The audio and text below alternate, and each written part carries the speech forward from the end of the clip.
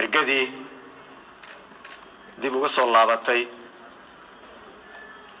maxkamadda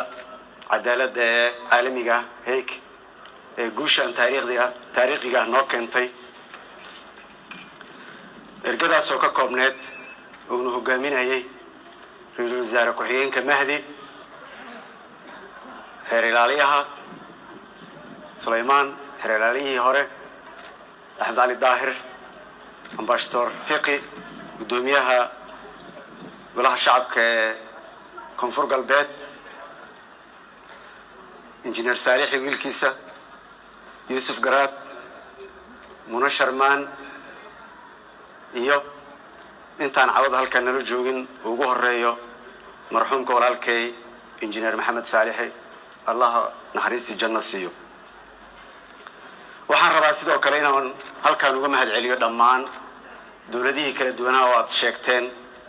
ee ugu horeysatay Cabdullaahi Yuusuf madaxweyne Cabdullaahi Yuusuf ay ku xigtay dawladii madaxweyne Sheekh Shariif wasiiradiisa ay ku xigtay dawladii madaxweyne Xasan Sheekh iyo wasiiradiisa uguna dambeysay dawladan madaxweyne Maxamed Cabdullaahi Farmaajo iyo wasiiradiisa fursadna u helay inay guusha ugu dambeysay ay soo hoyaan runtii waa farxad aan la koobi karin waa wax noo sheegayo in aan leenahay xuduud cad oo caalami ah oo xuduud badeed ah sida uu sheegay xeraaliyihii hore xuduudan badda hore looma garanayn laakiin maanta way caddahay waana fiican inaan iimaanka aan gashano inuu xuduudaas ay noo tahay xuduudii saxda ah hadda kadibna aan ku xisaabtanno waxa iyaduna ku xigto in gooshii maxkamadda waynu helnay maxaa ku xiga waxa ku xiga fulinteedii oo u baahan dad sax ah oo ka shaqeeyo oo hore u sii wado waxa ay walaalaheen caawada ay soo hoyeen waxa loo baahan yahay aniga ra'iisul wasaare ahaan aan ballan qaadayaa in ergadii ka qayb gashay soo hoyday guushaas taariikhiga ah aan garab ku siiyo inay la yimaadaan istiraatiijiyad hab lagu fulinayo qorshe lagu fulinayo balaan cad oo lagu fulinayo inta noo hartay oo ah xukunkaas maxkamadda in la fuliyo waxaanu ku sii xigi doonto sidii looga faa'iideysan lahaa dhulkaas aynu soo ceshanay oo aan ognahay inuu khayraad ka buuxo baddaas oo khayraad dabiici ah uu ka buuxo siday saaxiibadeen ka dhawaajiyeen saaxiib waa la samaystaa laakiin daris lama samayso dawladda Kenya inuu dariska nahay waa dad aan daris nahay waan isku qasbannahay inaan ka wada shaqeyno wada noolaansho daris iyo nabad inaan ku wada noolaano dhinaceennana shacabka Soomaaliyeed diyaar inuu yihiin ayaan cadeynayaa in wada noolaanshahaas iyo daris wanaaggaas aynu ka helno dalka aynu darisku nahay ee Kenya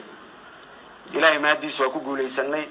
in labadii garab ee walaalaheen Soomaaliland ama gobolada waqooyi ay heshiiyaan lana yimaadaan sifo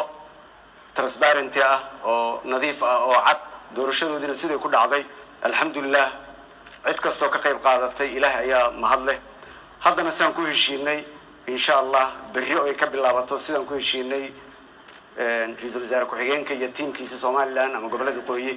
doorashada iyo diyaar garowgooda bilaabanaysa wiiga soo xigana waxaan rajaynayaa hadduu Allah subhanahu wa ta'ala idmo in xildhibaanadii ama golaha shacabka ugu horeeyay ay Soomaaliland ama gobolada waqooyi ay halkaan ay ka soo baxaan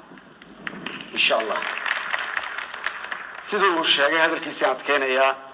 dawlad goboleedyada waa run waxaan rajaynayaa sida ugu dhaqsiyaha badan inay noogu soo gabagabowdo cidna ma doonayso aan aniga ugu horeeyo inaan halkaan sii joogno habeen kasto waxaan alla ka baryaa inuu hawshan sida ugu dhaqsiyaha badan nooga soo gabagabeeyo annagoo nadiif ah shaatigayga caadi yahay cidna is dhagaxyeen cidna is dhaawicin cidna aysan isdilin aan halkan ka tagno dawlad iyo nidaam cusub aan ku wareejino hawshan diyaar ayaan xaggayga u ahay insha Allah saaxiibadayna waxaan rajaynayaa sida ugu dhaqsiyaha badan inay hawshaas noogu soo gabagabowdo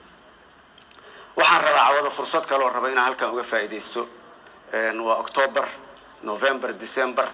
gobolada qaarkood xilligii abaaraha iyo jiilaalka ayaa bilowday saad la socotaan Jubbaland xaalad adag ayaa ka jirta oo abaar ah oo biyo la'aan ah hadday ku sii darsoonto oo aysan roob ama aysan helin gargaar degdeg ah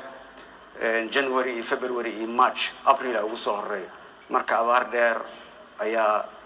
qabsan doonta haduusan Ilaahay albaabaha nimcadiisa u soo furin waxaan rabaa inaan wasaaradahayga aan u sheegay inay u diyaar garoobaan sidii goboladaas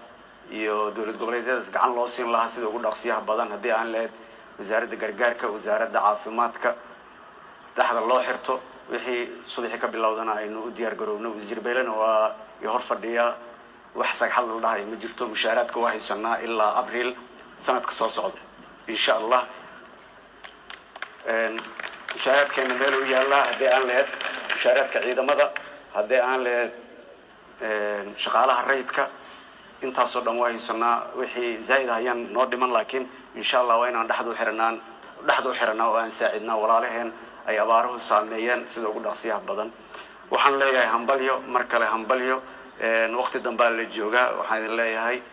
aan duceyno intii dhimatay oo cawada nagala soo qayb gali weysay kulankan